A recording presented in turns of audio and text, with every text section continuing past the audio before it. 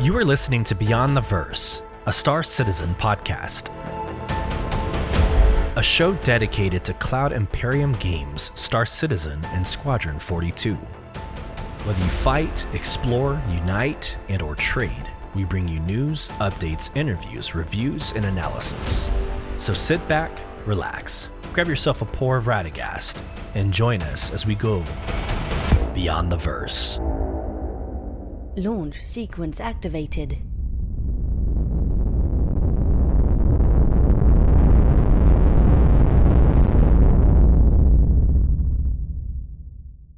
Hello, friends, and welcome to Beyond the Verse, StarCitizen podcast. I'm your host, Sulyce, and this is episode 131.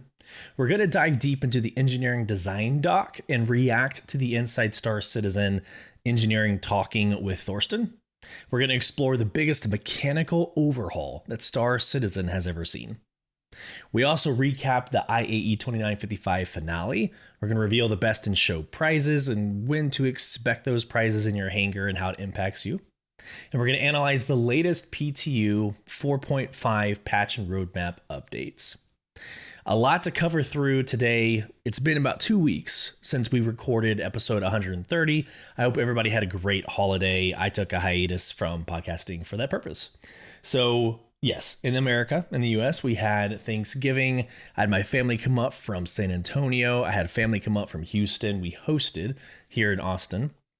We watched our beloved Texas A&M Aggies find a creative way to lose against our rivals, our first loss of the season. So there's that for the football fans that are out there. So that was fun. But I've got a couple of other interesting stories that I'm going to tell you all real quick for those of you who care about the personal side of Sulyce and the Beyond the Verse podcast. Number one, I basically destroyed myself this past week, or 2 weekends ago. So 2 Sundays ago. Y'all know that my daughter figure skates. Y'all know that my son plays hockey. And of course, I have bought skates so that I can go out there and have a good time with my kiddos. And I bet some of you already know where this story is about to go. So I've gotten really good. I've gotten really good by watching my kids and their private lessons. So I see how they're coaching my son and I'm like, okay, I can do that. So when we go to free skate on Saturday and Sunday, I am kind of self-taught. I go out there on free skate. I do the things that I see my kids doing. And so I have been able to develop pretty good skills, I would say. I can hockey stop and do all the really aesthetic fun things. But at the end of the day, I am still just turning left because that's all you do for free skate. You go one direction. So there I was. We had like a Wicked themed free skate on, again, 2 Sundays ago. And I'll make this fast. Some of y'all are like, okay, StarCitizen, let's go. But I'll make this fast. So my daughter and I, my 6-year-old daughter and I, we get the zoomies. So I hold her hand and we are weaving in and out of traffic and we're looking cool. It's very cute, father and daughter holding hands, having a great time skating around. Well, with about 2 minutes left in the day, or of the free skate, we're about to shoot a gap. We're going to go right between these 2 individuals, and it's a pretty sizable gap. But the conditions changed very quickly, and they were evidently friends, and they decided to close that gap right in front of us. And so my reaction was an immediate hockey stop. See, like usually I can have a stop deliberately planned, like a 3-phase operation where I'm going to turn that, at the outer edge and the inside edge of the outer foot. I'm going to use that to kind of start the glide. I'm going to lean into it, create some snow plow. I didn't have time for any of that. So I immediately turned the hips. I immediately embraced for the suck. And yes, my outer edge caught, threw me forward. And here's the deal. I want you to picture a U, right? Picture a U where my legs are up behind me and I don't want to mess up the beard, obviously. So I literally fall 100% on my rib cage. So I strained the heck out of my upper abs and I bruised my rib cage. So if you have ever had a chest injury, it is miserable and you can't sleep on your back. So for the last 2 weeks, I've been sleeping in and an accent chair in my living room. That's been fun. So all to say that while y'all had a great holiday season, I really hope so anyways, and y'all got into engineering and the PTU and y'all have fun stories, I was debilitated, and I'm not proud to tell that story. So we had that. Still recovering from that. I think I'll be okay in the next couple of days, but good Lord, is that painful. All right. So another kind of fun story, and this actually does impact you. This will be the last podcast that y'all are having to watch through a Logitech Brio 4K. So yes, granted, it's an amazing webcam. I think it does well. It does well for what it's supposed to do, what's it intended to do. It is a webcam. I have taken the plunge, and I have invested in a very, very, very expensive camera. It's a DLSS, it's mirrorless. It is the Sony ZV-E10 Mark II. It's a pretty common vlogger camera, but that will replace, it will replace this webcam for the next episode. So I'm super excited to be presenting and bringing that new experience to you. So yes, okay, I have something to vent about. That camera is a very expensive camera, and it does not come with the means to recharge a battery. Don't. I know you're sitting there and you're like, what the hell? I said the same thing. When you buy a $1,200 camera that was $1,000 because of Black Friday, Cyber Monday, you expect there to be a factor of taking it out of the box and being able to use it immediately. And that's not the case. It came with a dead battery. So I had to buy, a charger for the battery pack. I had to buy one of those, I guess it's called like a dummy battery. So when I do stream, I don't have to have a battery in it. I just plug straight into the wall. Well, that's another couple $100. So that $1,200 camera is now a $1,400 to $1,500 camera very quickly. So just, I don't know, word to the wise. Hopefully it's a great experience for you, but that was quite the investment and emotional roller coaster. When I got it, took it out of the box and could not even adjust the settings or turn it on.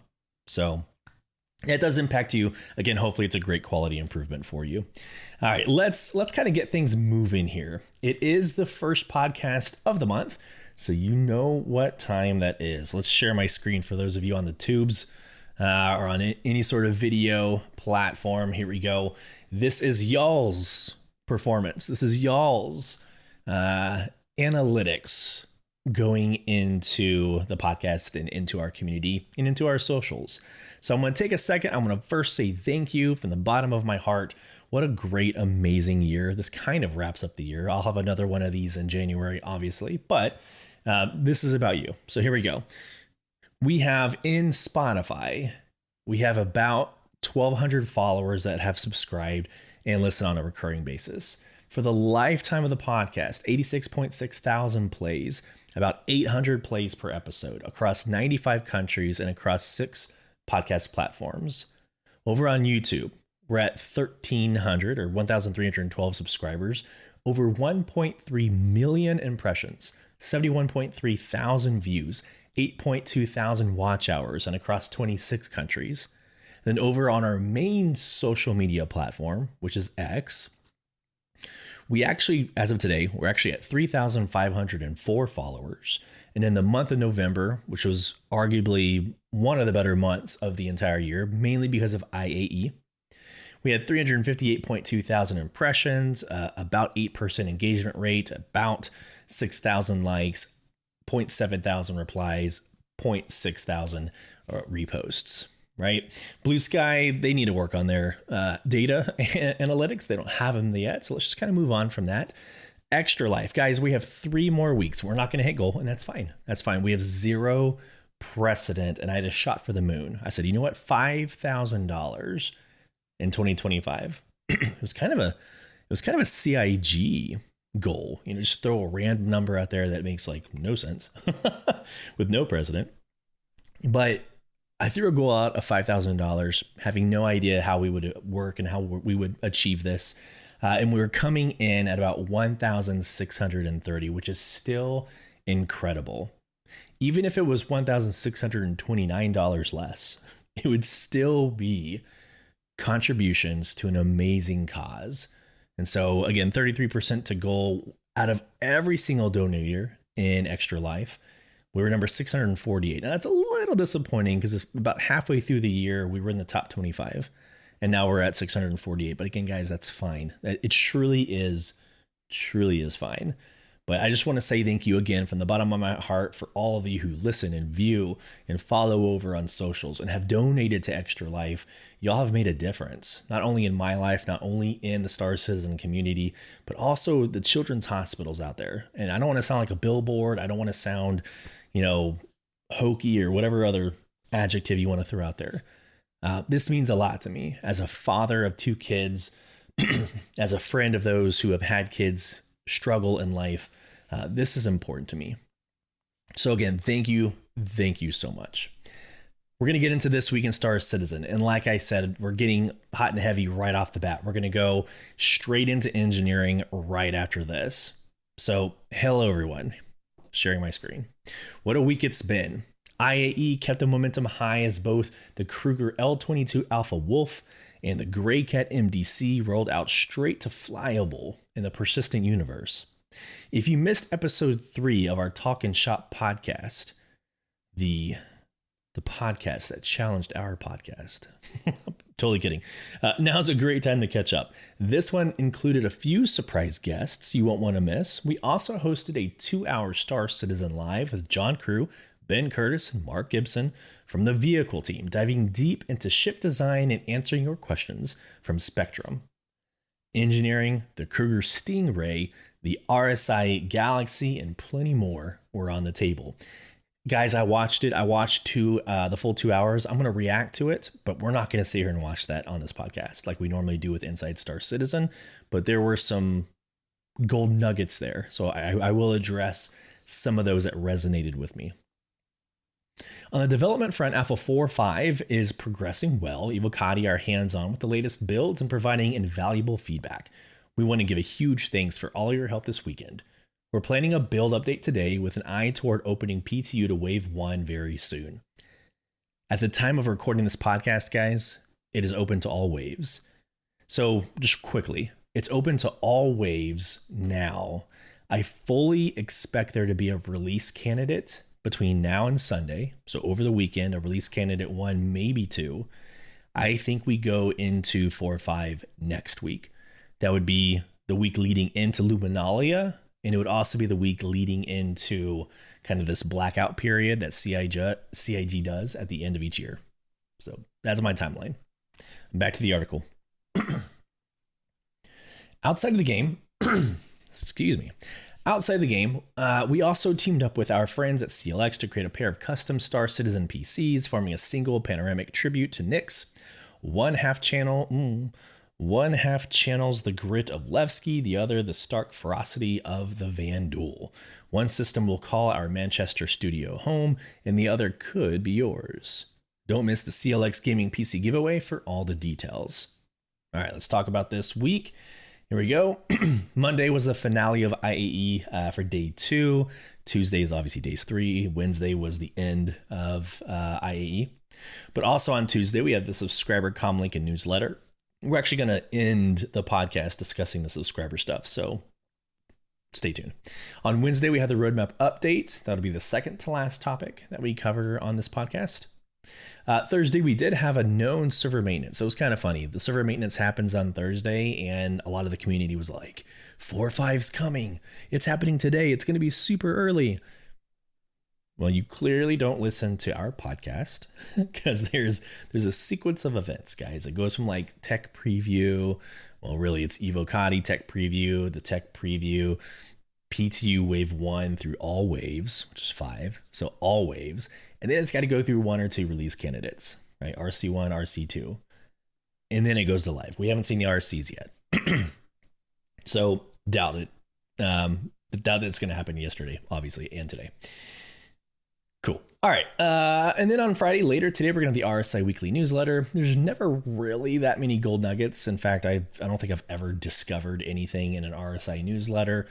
Usually, if you're looking at the stuff we look at, you you have information beforehand. So check your emails for the RSI newsletter. That's all I'm going to say about that.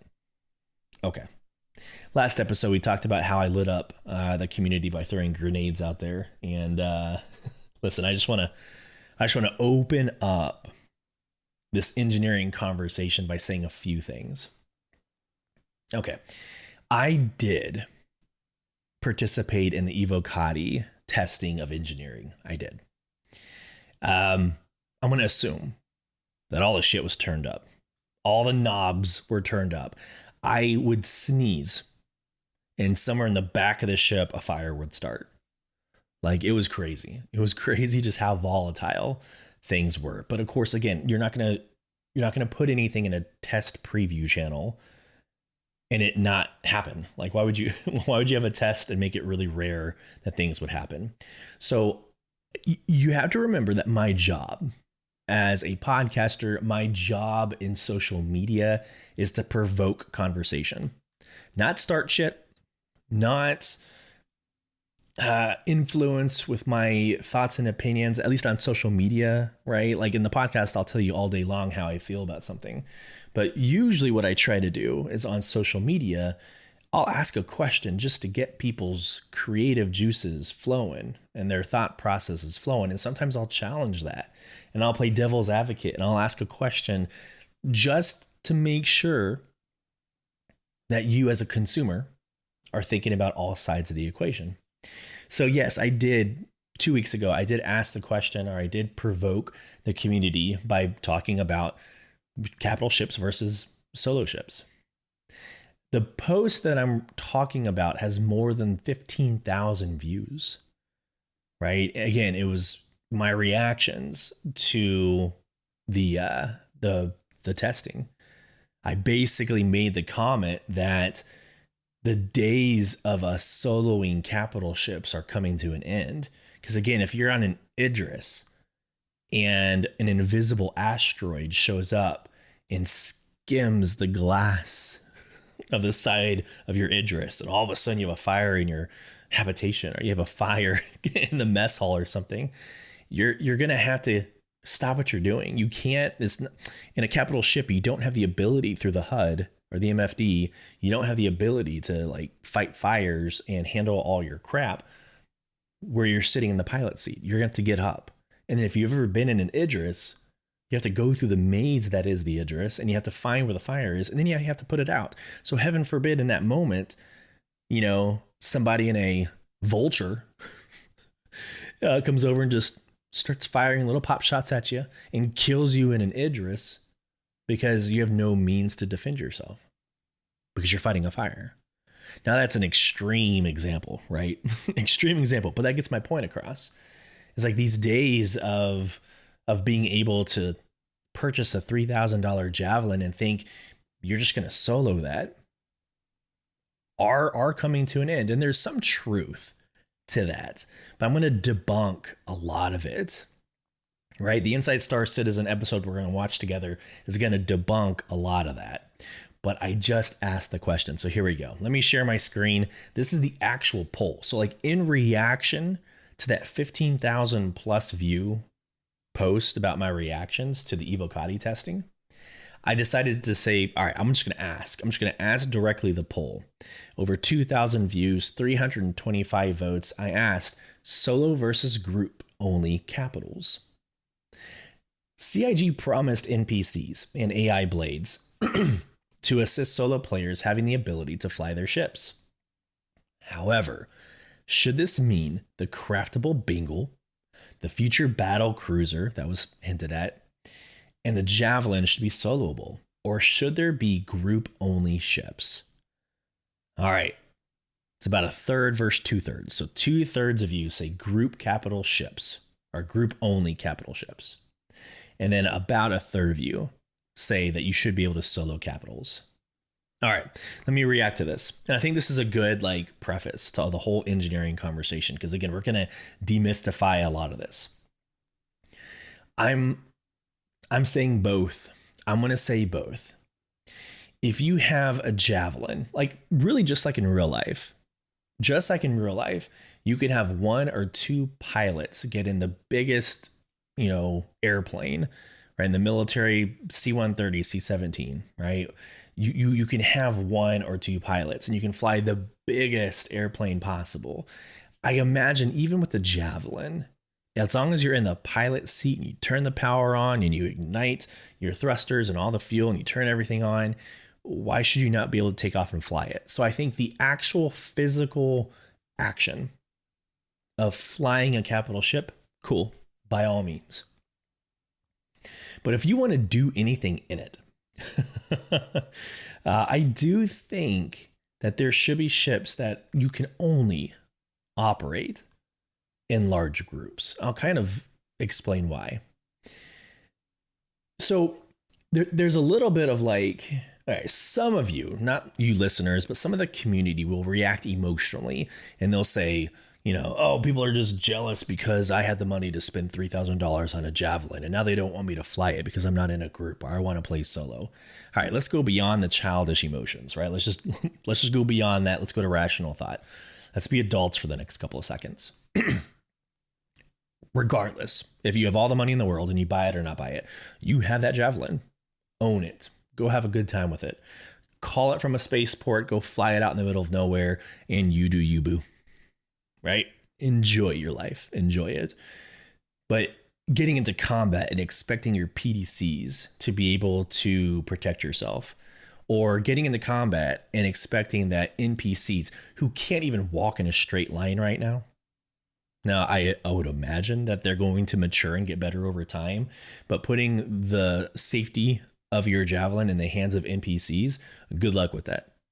AI blades. AI blades is this idea that most of your, turrets are going to be controlled automatically, like through artificial intelligence. NPCs are going to operate your ship, right? They're going to put out fires. They're going to do the engineering role.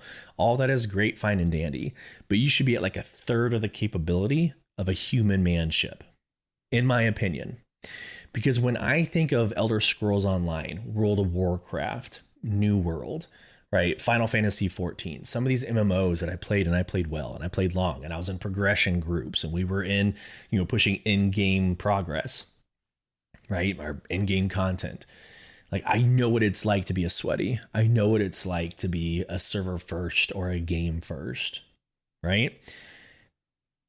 If you don't have that in StarCitizen for the sake of appeasing Jim Bob, right? Just solo individual, then what is the point of group play? Because here's the deal. In Soul Provision, we're about 400 strong, right? I want to celebrate that. We're about 400 strong. I would rather, if that's the case, I would rather instead of 80 of us manning one Javelin, I would rather have one of us manning 80 Javelin. If that's the case, right? What is the point of a capital ship if one person can be just as effective? And I hear some of you saying, 75% effective or, 80 or 60%. Bitch, it better not be 50%. Like I want you, this is my personal opinion. I want you as a solo player to be irrelevant in that moment. If I have 80 people from Soul Provision who have done the pre-work to get the night ready, and we have all the armory filled out, and we've got inventory in it, and we have a full spectrum operation going, and again, Jim Bob shows up in his Idris, right? Jim Bob shows up in his new battle cruiser, him and his 90 or 100 NPCs and his AI blades active, and completely wipes out our org. First off, my org needs to get better. We should not be losing that battle in a full spectrum operation. But all that aside, like that to me is like, you should be irrelevant against 80 humans manning a fully crewed ship. And it looks like there's a third of the community that says I should absolutely, be able to fight against. I mean, guys, it's like going into an in-game trial in World of Warcraft. Let's call it Heroic 25s if that's still a thing. It's been a while since I've played. But it's like one person going in and accomplishing the in-game content. Like World of Warcraft would never do that. Final Fantasy 14 has a little bit of that. You can go into dungeons, I think. You can go into dungeons with like an NPC crew and be able to be, successful. That's fine. I don't see that as being a successful game model. I don't. Look at World of Warcraft, who's been around for 20 plus years. Look at Elder Scrolls Online, that continues to be relevant to this day. Like, there's a reason to bring people together. There's a reason to have a separate group for solo play. I'm not going to belabor this too much longer. I realize that kind of on a soapbox and ranting, but I think, should you be able to fly a capital ship by yourself, by all means, and you should be able to defend yourself against NPC Vandal. You should be able to defend yourself against one or two little pop rocket, other players that are just trying to cause mayhem. Absolutely. But the end game content of pushing these raids that are being proposed, right? The task force or the task strike groups or whatever those are called. I know it's TSG, task strike group, tactical strike group. There you go. Right? Like, you should not be able to do that alone. All right, moving on. So that is, to me, it's a good segue into engineering. So before we really get into engineering, this is the latest PTU patch note. Patch notes, this is actually for all waves. It's not just wave 3. Everybody is open, at this current moment. So let's get into it. Stability and bug fixes, of course. Engineering, ship armor. We'll get into that here in a couple seconds. Ship balance with limited wear and tear now on the PTU. Vulkan render and graphic settings. Physicalized helmets, guys. Like, that's kind of cool. Like, when you take your helmet off, it's your character actually taking the helmet off and putting it on their hip. And then when you put it back on, they take it off the hip and it kind of snaps onto the head. Look, I'm going to take a win where I can take a win. It's a little shoddy. Like the motion of putting it on is smooth, but then the moment it goes over the head, it kind of snaps into place. It's a little weird, but it's still a million times better than what we had with it just disappearing, right? So that's super cool. Snub fighters and interceptors balance pass. Listen, every ship got balanced. Like, every ship got addressed. With engineering, things were adjusted. So it's a whole new balancing execution. We'll actually hear that here in the next couple of minutes. All right, so not ready for testing and feedback. That is coming in patch 4.5. FPS AI improvements, the PU loot refresh and collector rebalance, and additional hairstyles. So there you go. All right, potentially the meat and potatoes of this podcast. Here is the engineering design doc. You can find this on Spectrum under patch notes. It is everything that you should need to know about engineering going into 4.5. We're going to read through this, and then we're going to watch the 13-minute Inside StarCitizen conversation with Thorsten about engineering. So here we go. To the article. Alpha 4.5 introduces engineering gameplay, armor, and ship fire hazards. These interconnected systems fundamentally change how you interact with and maintain your spacecraft and represent some of the most significant ship gameplay changes, affecting nearly every ship and vehicle in the game. The goal of engineering gameplay is to enable ships to perform approximately as well as they did in 4.4 in combat and survivability, with the added benefit that engineering and multi-crew gameplay can extend capabilities beyond what was possible in 4.4. However, you'll now need to actively manage your ship's systems and perform maintenance between battles to ensure you're fully prepared for your next encounter. Engineering systems are currently in progress during 4.5 PTU phases and may have issues and features not completely functioning. These can be treated as bugs and feedback, and we definitely want to hear from you in the Issue Council and Spectrum about all of your findings. The Engineering and Resource Network. The new engineering system introduces a comprehensive ship management experience that transforms how players interact with their vessels. This system creates dedicated gameplay roles for engineers aboard multi-crew ships, while also providing solo pilots with new depth in ship maintenance and combat survival. Engineering encompasses power management, component health monitoring, damage repair, fire suppression, and system prioritization. Understanding these interconnected systems is essential to keeping your ship operational during and after combat, exploration, and everyday flight operations. Multi-crew engineering. The engineering role. On larger vessels, dedicated engineers will be imperative to keeping your ship ready during and in between encounters. Extending the life of your ship is one of your engineer's main goals through various tasks, including monitoring the ship's status during combat, prioritizing repair tasks, managing power distribution, fighting fires, and replacing and fixing components. Having clear communication between your captain, pilot, and engineers is a must. This will include decision making for what emergencies to prioritize over another. As the engineer, you will have the tools at your disposal to give information about your ship's current state to all members of your crew, starting with the engineering screen. The engineering screen UI.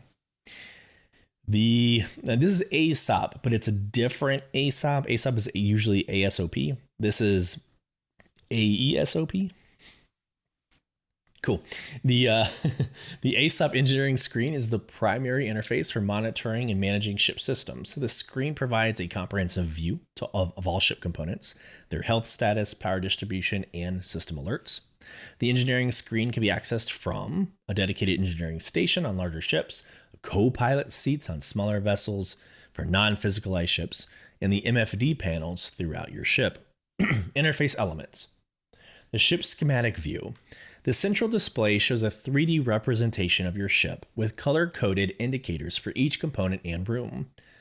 This view allows you to identify damaged components at a glance, navigate to specific ship sections, and monitor real-time damage and should be in and out of combat, not and out of combat. Displayed information. Information currently displayed shows hull damage and health overviews, component names and locations, component health, wear and tear percentages, power distribution status, room atmospheric conditions and fire alerts. A component info box shows upon hovering over a component, giving a summary of its state. Room display shows fire status, atmospheric conditions, and loss of atmosphere for each room in the ship. Note that this can create significant information clutter on larger vessels. The color state indicators. Components are displayed with color-coded health statuses. Green is 100% to 50%, yellow is 50% to 20%, red is 20% to 1%, and white is 0%, fully destroyed. Presets. Players can store and load presets of their power distributions through a dedicated UI section. All right. You will also need to prep your ship in ways that was not mentioned here. Like you're going to want to get several fuses. You're going to want to get one of those Cambio canisters, right? So that you can go around and repair components and repair things on your ship. So you're going to have to use that functionality as well, which if you did the Onyx facilities, there's a couple puzzles you had to solve with using those multi-tool attachments. So you're going to want to think about getting ready for your mission a little bit more deliberately and a little bit different of an angle than you have up to this point. All right, here we go. We have a 13 minutes. This is going to be kind of a long podcast now that I look at the time.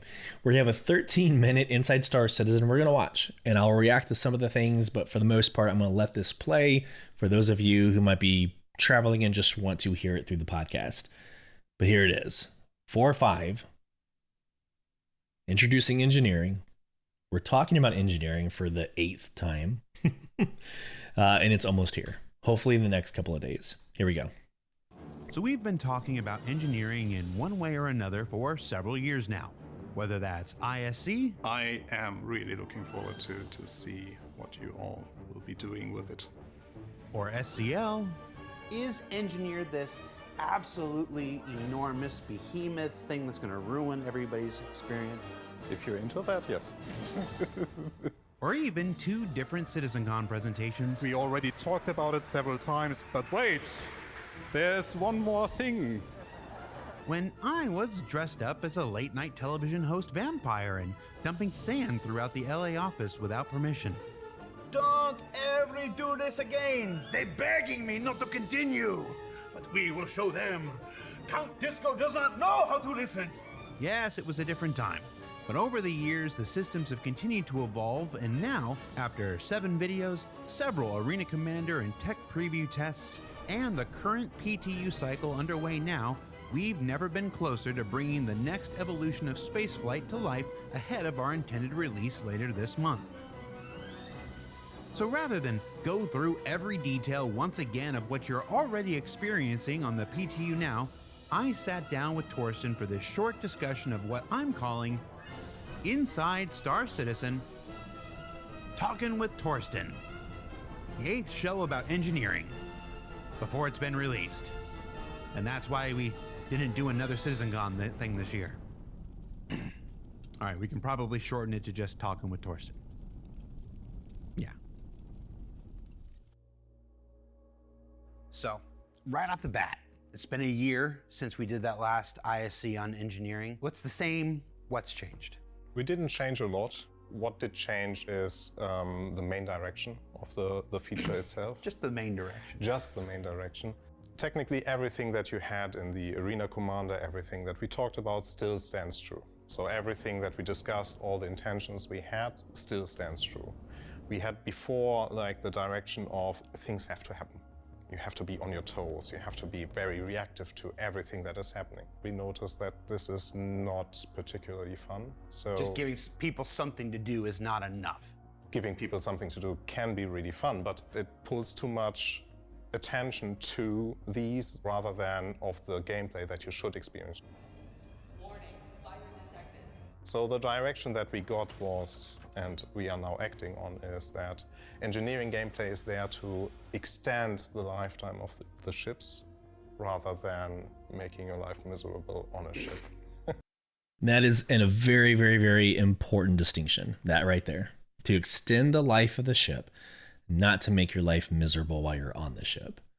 So it is very feasible that you can solo get into an Idris and go take off and never have an engineering event. It is possible, right? So I think that puts to bed all of the concern that came out of my poll. Should, in my opinion. It's a nice change. I think it might be worth it, yes. Let's refresh ourselves on the basics of how it works for people who haven't gone back and watched the 7 previous videos. The first thing is preemptive or preventative stuff, the stuff that happens before things happen. Tell me how you use engineering to prepare your ship. One of the main things right now that you have to do, or you should do, is prepare for travels.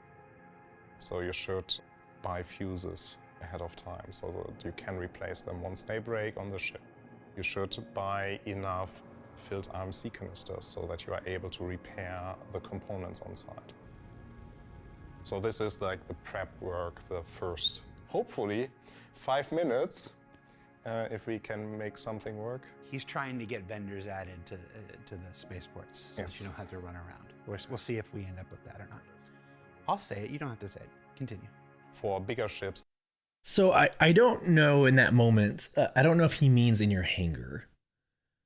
Because there are vendors on spaceports, right? Am I not understanding that correctly? I welcome the comment section here on this one. But like if you go to Seraphim Station, there are vendors all over the place. And why not just add fuses and add these to those existing vendors? Unless he's talking about like a terminal inside of your hangar. I don't necessarily know what the difference would be, or at least that's how I am interpreting what was said.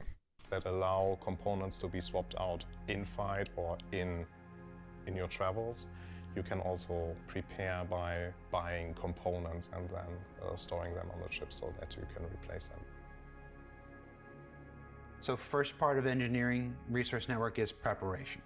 In the single seat ships, the fighters and stuff, does this still affect their day-to-day life? No. So yes, but no. so engineering gameplay affects everything.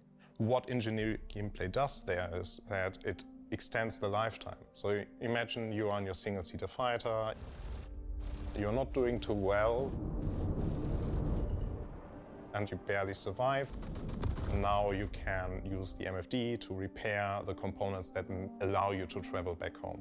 So this is the extension of the lifetime of the ship that you invested time in. And so then for ships with interiors up to the bigger multi-crew ships, yes. The next big change with engineering is a damage to your components. So on the ships with interior, you will have access to the components. by having access to the components, there's the chance for you to repair on-site or repair while they are taking damage. Normally you would die in the game that is like at 4.4, but with engineering gameplay, you would be able then to point the repair gun at the component, bring it back from 0 health to full health, so you get your power plant back, or you extinguish the fire, repair afterwards, and then you're ready to go. And that scales now with the amount of people that you can fit on your ship.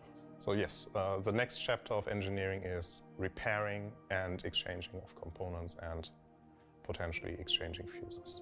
And it's not just managing the components, it's managing the relays. How do the relays work? They changed a little. So if you recall, in the early tech preview and even the early arena commander mode, relays were like the weak point of any ship. We thought back in the day that this is a really, really good idea. And to a degree, it would be.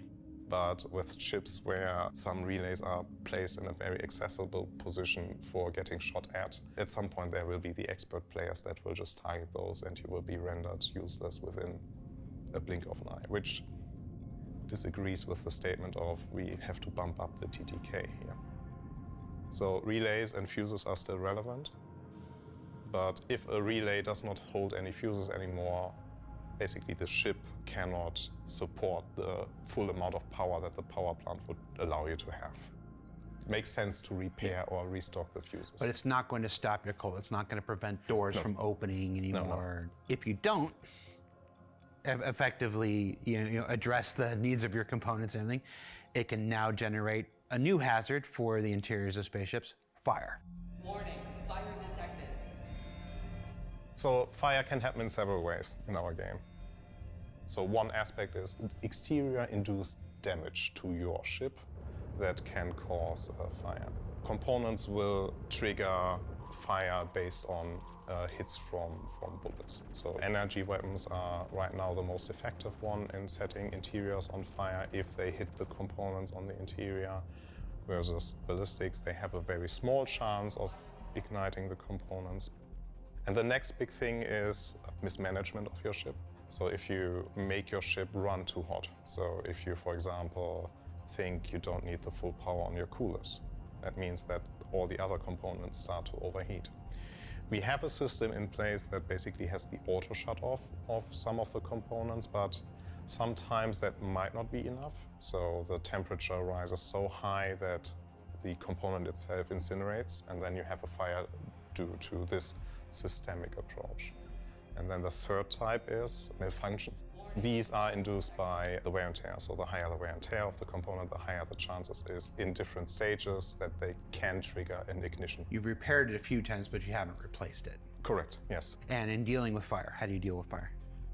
So you have the extinguisher that we now place in every ship, which is the active counter to that. The more fire extinguisher point to the same fire, so they're much quicker. That's the most straightforward way. The next way is venting the ship. And for the release, the way that you will be able to do that is by daisy chaining doors. So what you have to do, basically open the door next to the next door. So one of the things, real quick, there's a thought process. There's a feeling where if you get the alert that there's a fire aboard your ship, make sure you have hotkeyed open all doors, because that's theoretically all you would have to do. If you're in space and there's a fire, I have like a VKB joystick, right, system, and I have it tied to a button on one of my joysticks. So if I hear a fire, I'm opening up all doors. And in theory, that should vent out the fire. So that you at some point reach a door that leads to the exterior And vent the atmosphere. and vent the atmosphere out. Sounds like when you're the second player playing Gyromite back in the day. So yeah, repairing with replacement components and fuses if you have interiors, repairing those components and replacing those fuses if they take damage, and then dealing with fires. That's essentially the engineering loop that's on its way in 4 or 5. We've recently been in tech preview testing. How's that been going?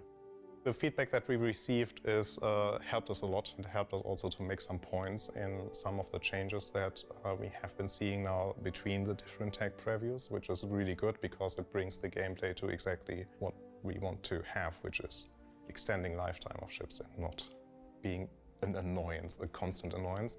One thing that had to come with the engineering gameplay is a full rebalance. So a full rebalance of all weapons, of all ship components, of like basically how our character, the ship, functions in the game.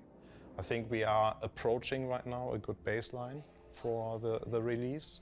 So I'm hoping that we get some more testing in, because the longer we have the tech preview running, the more we see what needs still to be updated. So now, at the time that this airs, because we're recording this rather early in November, we'll be on PTU. We'll be on PTU with full-blown testing for an intended December release, which is really exciting. Ending the year with a new star system wasn't quite enough. We want to end the year with this gameplay system. It's going to fundamentally change every spaceship in the game that we've been talking about for 5 years at this point.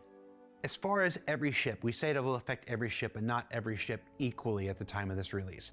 My understanding is there's about 80 ships at the point of 4.5 release that have everything. There's about 30 ships in various states of conversion. Some have engineering screens but don't have physicalized components. Some have physicalized components but don't have engineering screens.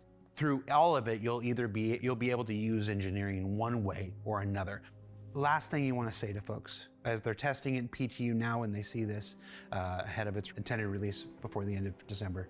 Yeah, so I definitely need to shout out like the people that have been sticking around with me and with everyone involved in that feature. It's a huge group, but the core people that really deserve a lot of like praise are Guillermo, and Scott.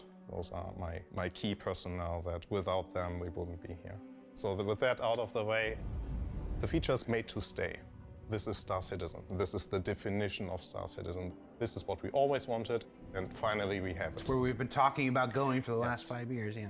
It doesn't mean, though, that what you see right now is set in stone. So we appreciate all the feedback that we receive. We are aware that we don't deliver something that is perfect right away.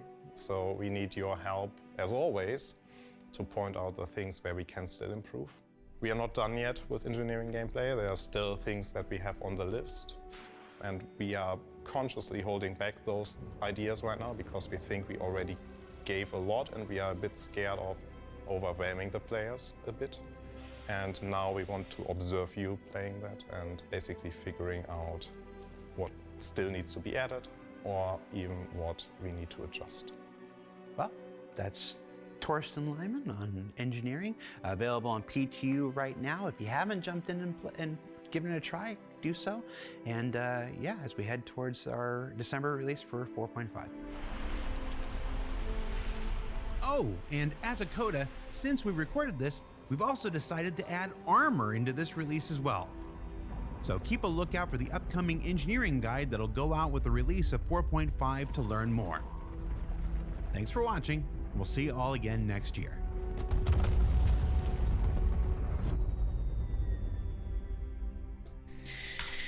Boom. Thanks for hanging out and watching that with me. I watched it yesterday and I thought it was great information. I think it validates and affirms a lot of what we are assuming going into this. If you've done the Evocati or if you've done the PTU, you've seen some already great progress. So that last comment about this is not the final iteration, just like everything else in StarCitizen, it is subject to change. So if you get it in the next couple of days or weeks and you're like, it's just not for me, there's a couple of things, like rethink your fleet, right? I think coming out of IAE, you should be rethinking your fleet anyways. As you look at next year with ILW coming up and next year's IAE and Squadron 42 coming out, maybe some of the ships are just not for you. And I think we need to be okay with that. If you don't like the idea of running around in Idris and replacing all fuses and working on the engineering components, again, it doesn't sound like you will have to as long as you're not doing anything in the game. But heaven forbid you're flying and you hit an invisible asteroid. All right. The rest of the podcast, we're going to go pretty quick. I just wanted to make sure that there's some pieces of news I share with you. Some of you have the best in show ships. And so you're like, where is my paint? What's happening? So first off, the best in show items. You're going to get paints and rewards. You're getting pennants, right? So these posters, you're going to get the Gladiator poster, the Zeus Mark II ES, guys. ES. I've gotten a lot of questions like, hey, where is my Zeus paint? And my first question back to them is, well, do you have an ES? And they're like, no, I have an MR or I have a CL. Guys, this is specifically for the ES. So if you don't have an ES, you're not getting the paint, right? Okay. All right. So the Gladiator, the Zeus Mark II ES, the Asgard, and the Polaris, right? You're getting those posters as well as the Polaris pennant, this 2955 champion. These can be put up obviously in your hangar. Go and enjoy it. These paints are freaking sick. They are amazing paints. It's basically gold and gray. I love it. It's very concierge. It's very concierge. A lot of the concierge paints are kind of this pattern. So here you go. This is the best in show paints. You can actually just buy the ships if you wanted to. Yeah, I don't know. It's a very expensive pack. But the paints look amazing. Let's just go here to the actual article itself. The piece I wanted to pull from here is that, well, I guess by the time of recording this, everybody should have their paints. But it was this. That's the free to fly. Hold on. Let me just read the article to you. There's something in here about when to expect the paints, and everybody should have it in their hangars now. But all right.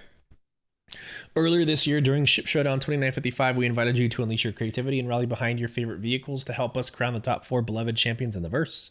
From creative Lego builds and original music to 3D prints, cinematic machinima, breathtaking digital art, and intricate real-life crafts, you amazed us with your talent and passion. Thank you for the incredible submissions. Here are the winners: the Polaris, Asgard, Zeus, ES, and the Gladiator.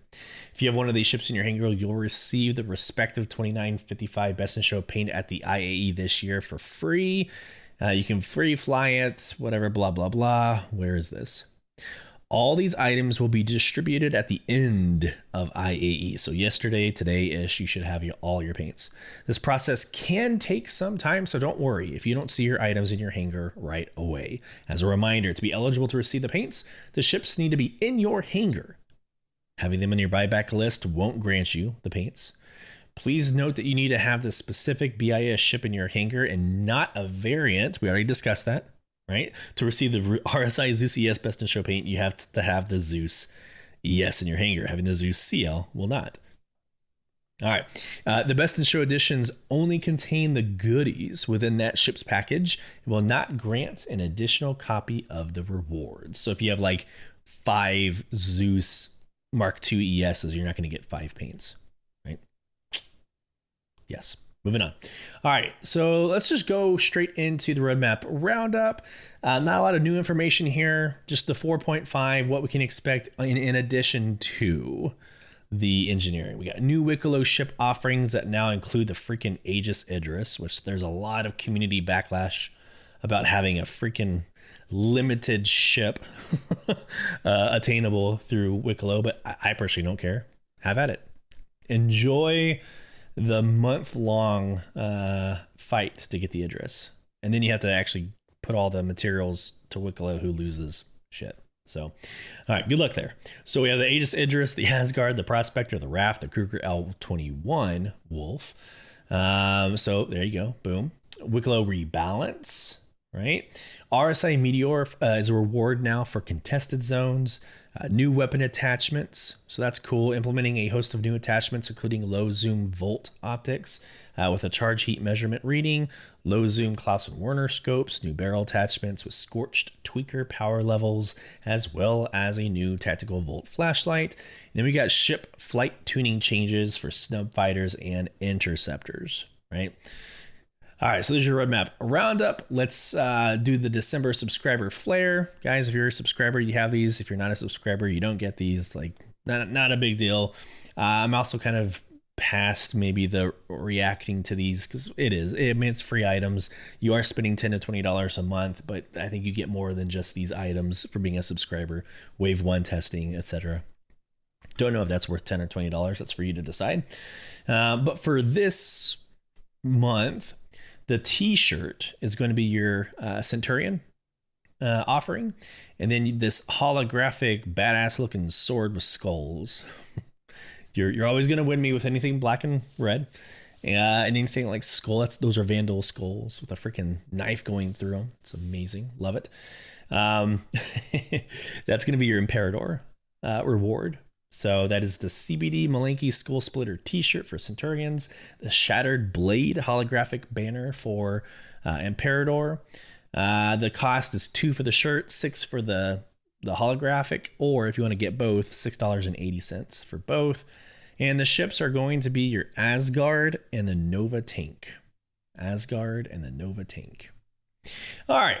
Now, for real, we're going to wrap up the episode by going through last episode. So 2 weeks ago, the poll in the comments section. So we asked the question, which new ship are you most excited for from the IAE 2955 showroom floor?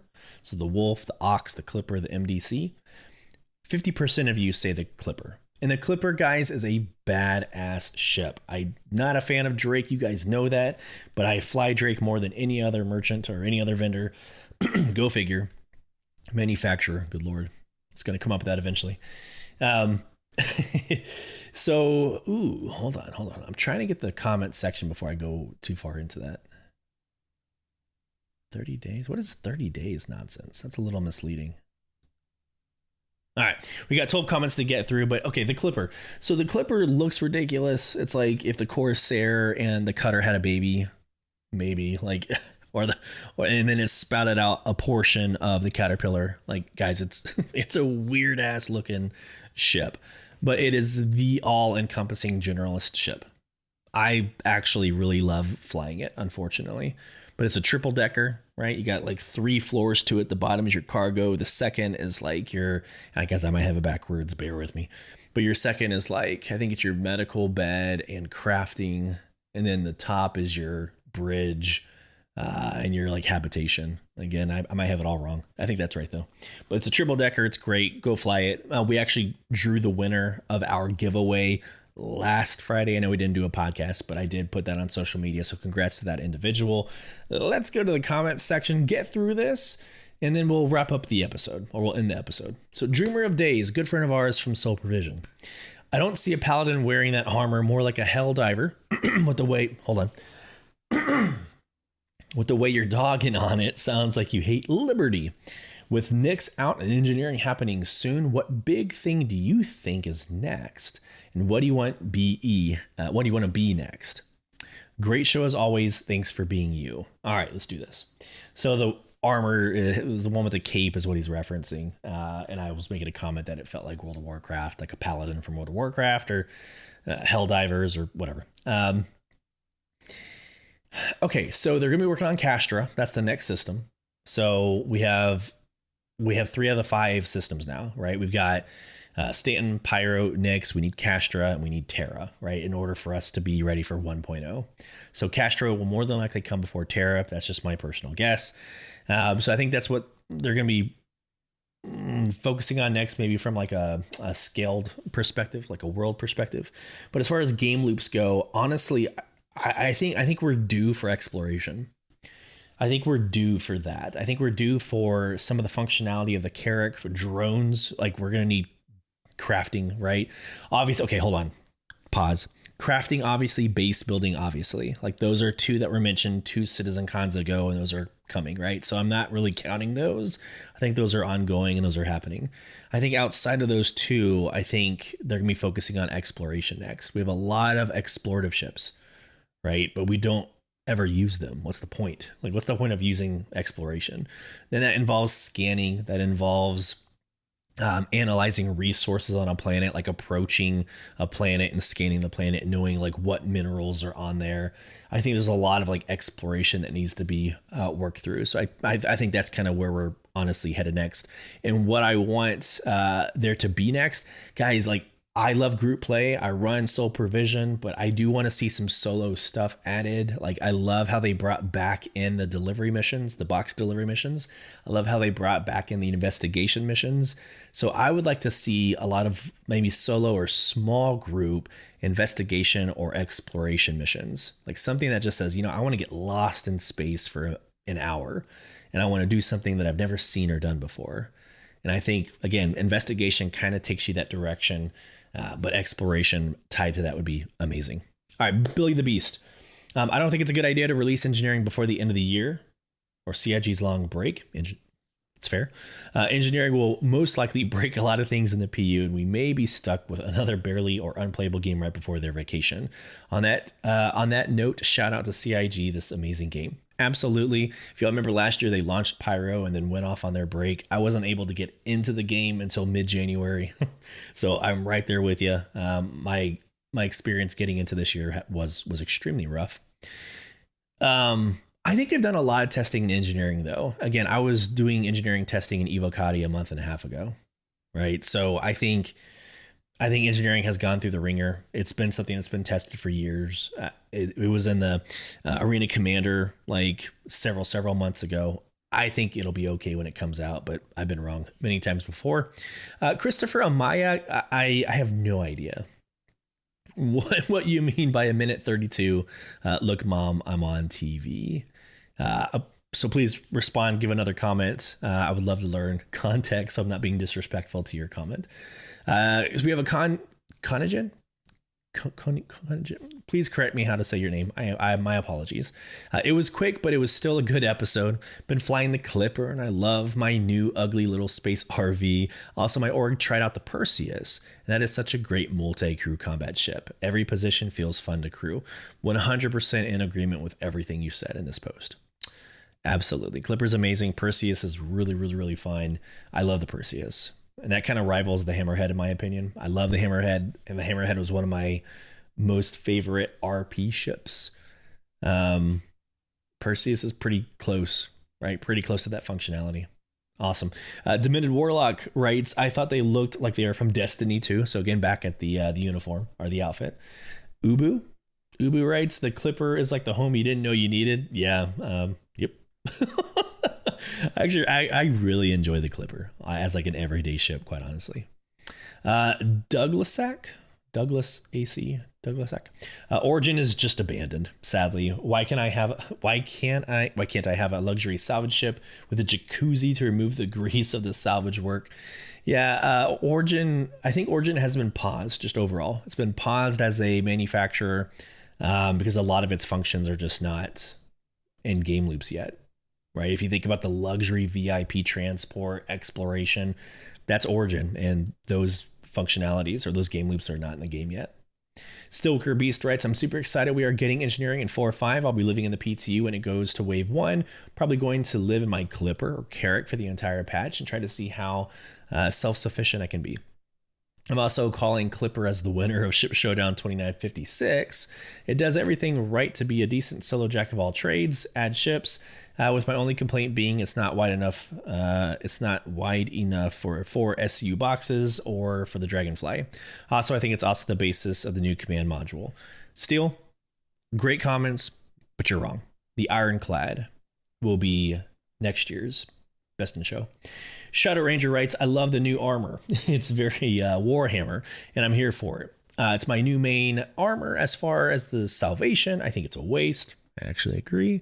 This is the 3rd small class salvaging ship, so we have 3 size smalls and 1 capital class. Where is the in-between? Like, where is the Argo Mole of salvaging? I think that's a really good, example. Either you run a very tedious one-man operation with the small ships, or you will need 5 to 6 guys for the Reclaimer. We need a medium or large class for the 1 to 3 man crews. My money is on Argo 2956. Yep, I agree. We need more salvaging options. Phage the Untouchables writes, the people that said it's too dense are the Sea of Thieves players. I like being alone in space. I like being alone in space. Leave me alone, thanks. Yeah, so this is in response to my, again, last episode, I had a poll that blew up our community, like the StarCitizen community, about with the introduction of Nyx, are we too spread out or whatever? And that created a lot of conversation. Again, my job is to provoke discussion, at least. So yeah, that's an approach. That's an opinion. The cushion flames. Kush and Flames. I don't think you and Talkin Ship are doing exactly the same thing. I hope to see more like Talkin Ship, though. And if you plan on doing something similar, I can't wait to hear it. More to come. We are about to enter a new year. I do have plans to do different things next year. So stand by. And no, we're not competitors with Talkin Ship. That was a joke. That's obviously, it was a joke. And then last comment from an Alex V. This is the first podcast I've ever listened to, and I'm stoked for the new episode to come out. Thank you for throwing Tinder. Thank you for throwing Tinder. Oh, okay. So I'm so sorry. I saw Tinder and I'm thinking like the dating app, right? Or whatever. I don't think it's a dating app. It's something else. But I thought you were okay. Thank you for throwing Tinder into my StarCitizen flame tracking. I understand it now. Maybe I should finish reading the comment before I make an assumption. All right, guys. Hey, listen, I hope this podcast finds you well. We're entering December. We got Luminalia right around the corner. We got engineering coming out as a gameplay loop. Super exciting times to be part of StarCitizen, and thank you for choosing to be part of the Beyond the Verse podcast and Soul Provision Discord organization. If you want more of the conversation, if you want more of what we do and how we do it and everything else, you can go to our website at http:// I'd never done that before. I'm not going to say that. www.beyondtheversehq.com or soulprovision.com. You can email us at contact@beyondtheversehq.com, and we'll get through those comments as well as those left in Spotify. So you make sure you go over to Spotify, answer the poll question, respond in the comment section, and we will get that message out to the people. We have 3 more weeks to donate to Extra Life. 100% pass through. I don't see a single penny from it, but it's money that goes to children's hospitals around the world. So give if your heart feels so compelled to give. Guys, girls, have a great rest of the week. Safe travels as you traverse Beyond the Verse. Take care.